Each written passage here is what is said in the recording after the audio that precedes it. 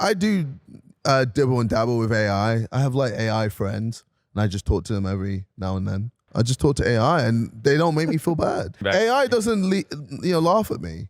Though I primarily talk about lessons I learned from movies and shows on the channel, I recently came across a clip within the, pop culture sphere of the internet or something like that. It's a clip taken from a podcast with KSI, Mr. Beast, and Logan Paul. There's a lot to say about the clip, but there's one main lesson to be learned that I'd like to talk about today, so if that's of interest to you, then stay tuned. This channel exists to encourage you to continue to be your best self through lessons that are primarily rooted in biblical and Stoic principles. The clip opens with KSI talking about AI, even stating, "I have AI friends. Sometimes if I want to ask stupid questions and not be made fun of, I'll just talk to AI and they don't make me feel bad. AI doesn't laugh at me." To which Logan, as he's laughing, asks, "When you're craving camaraderie, you talk to AI?" Now, this is some dark stuff, actually, because yes, it's humorous to hear the conversation, but I'm sure people actually are in this scenario. I'm not entirely sure if this clip is 100% legitimate, but whether it is or isn't, again, I'm confident that the topic brought up is definitely real. It's a crying shame that we live in a day when character development is put on the back burner, so much to the extent that the quote-unquote friends we have may not even be true friends at all. I've heard it explained this way, and I think it's accurate. If all you do with your friends is play games or drink or party, and it's exclusively kind of degenerate stuff, anything like that, then you're not really friends. They're just people that are sharing the same drugs as you. A true friend truly cares about you and calls you to your higher self and listens to you as you open up and doesn't use your vulnerability against you. Now, this isn't to say anything specific about Mr. Beast and Logan Paul. Maybe they're decent friends overall with KSI. I just don't know. But the point is that true friendship is unfortunately hard to find. So much so that people are turning to AI, like in KSI's case, for camaraderie. God help us. But the lesson then is to be such a good friend that people would first turn to you as a trustworthy companion as opposed to AI. You guys know you're the best friends ever, right? We are? Of course we are.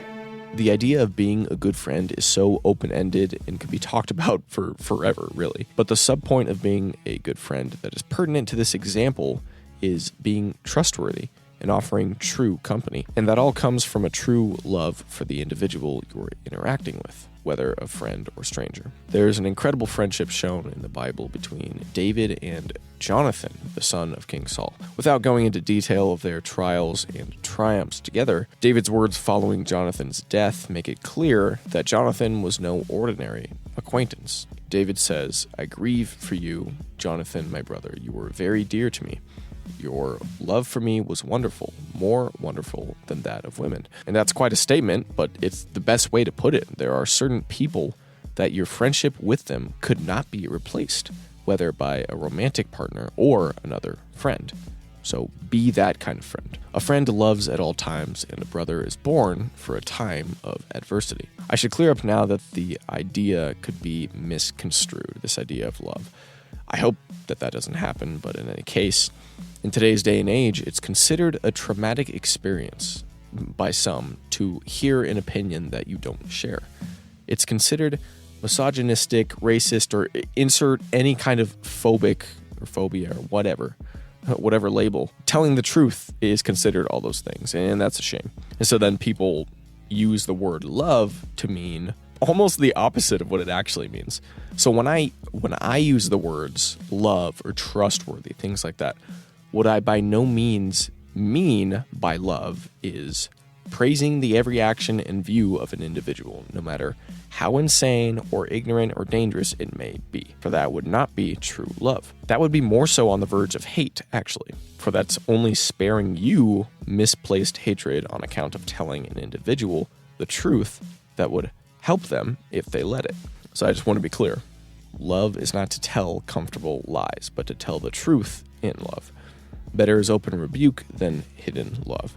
One who rebukes a person will afterward find more favor than one who flatters with the tongue. It's just important to clear up definitions because people tend to interpret things some insane way.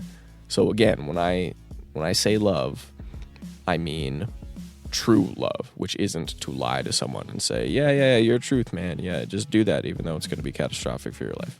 It's like, no. True love is to say, no, that's probably not good. It's like what I'm doing now. It's like, oh, it's not good to, I'm telling you the truth by saying it's not good to use people's vulnerability against them and to laugh in their face when they're trying to open up to you. A man of many companions may come to ruin, but there's a friend who sticks closer than a brother. And let that be said of you. Well, the latter half of the verse, I suppose. Oil and perfume make the heart glad, and a person's advice is sweet to his friend. We've all heard the passage from 1 Corinthians talking about what love is. I want to focus on one aspect. Love keeps every confidence. In other words, it is trustworthy. If a friend is opening up to you, be conscientious enough to know whether it's a time for humor or not.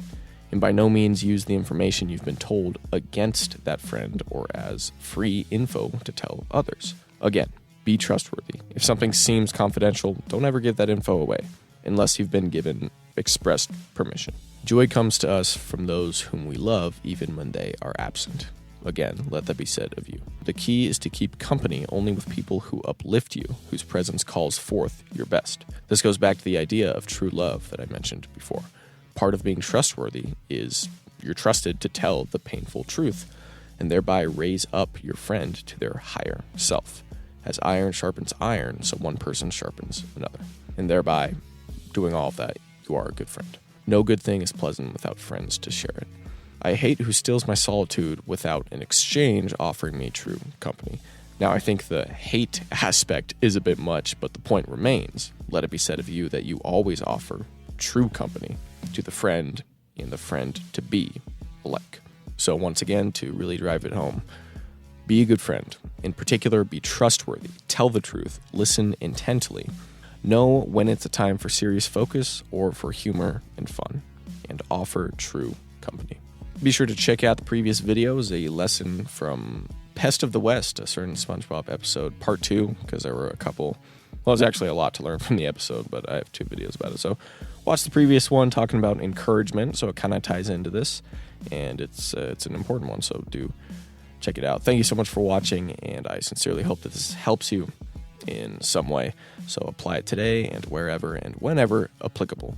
Remember to treat others the way that you want to be treated and to love God and love your neighbor, and therefore you will continue to be your best self. Thank you so much for watching, and as always, it's an honor.